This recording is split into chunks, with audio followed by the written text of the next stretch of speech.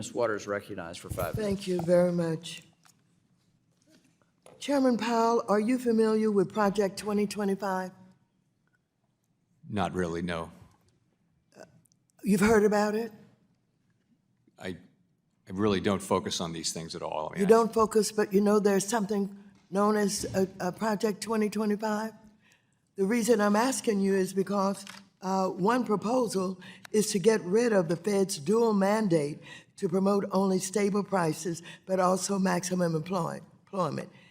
This is your mandate. These are mandates, right? This is what you do. Is that yes, right? We do serve a dual mandate, that's right. And so if there was anything that would get rid of the mandate, what would it do to our economy? What would it do to our country? So the question of which mandate we serve is very much a question for Congress.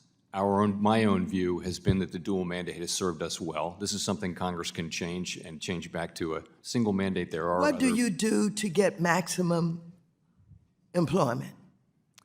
What do you do? Well, we have one tool on the economy, and that is we raise and lower interest rates. You'll find, though, that anyway, we certainly at the Fed do believe that the dual mandate has been a good thing, and it's enabled us to. It has not stopped us from controlling inflation when that was the thing that needed to be done. And so, while of course I understand you may not have seen, heard, or read Project 2025, are you familiar with an effort in the country to get rid of diversity and inclusion?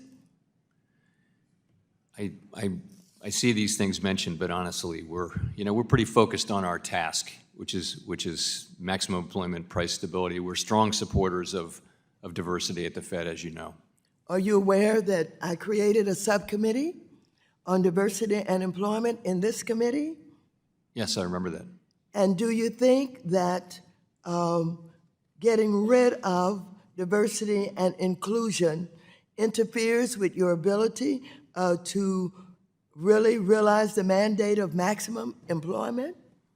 I spent most of my career in the private sector, and what I observed was really successful institutions in the United States, companies, organizations generally, are those that do a really good job on diversity and get the best out of people and attract a broad, diverse range of talents to the table, and people feel comfortable speaking. So that's the way we feel about it at the Fed, and that's what we've been doing and will continue to do.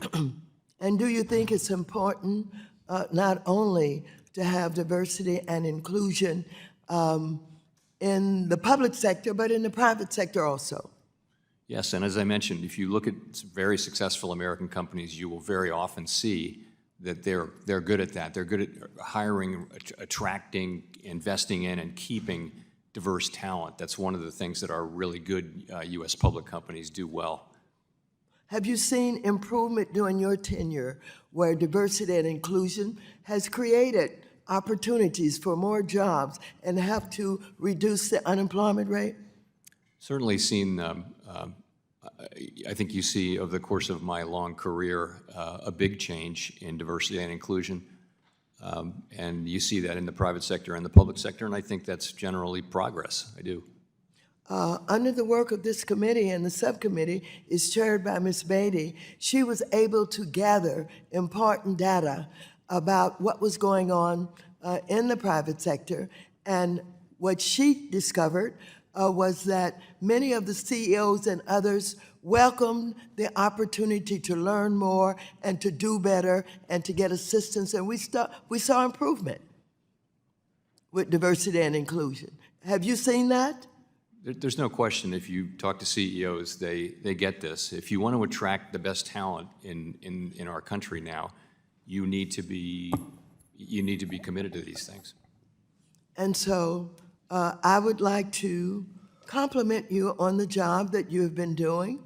I'd like to compliment you on keeping us informed about inflation. Not only do I welcome you here today, I look forward to working with you for years to come. I yield back. Thank you. Thank you.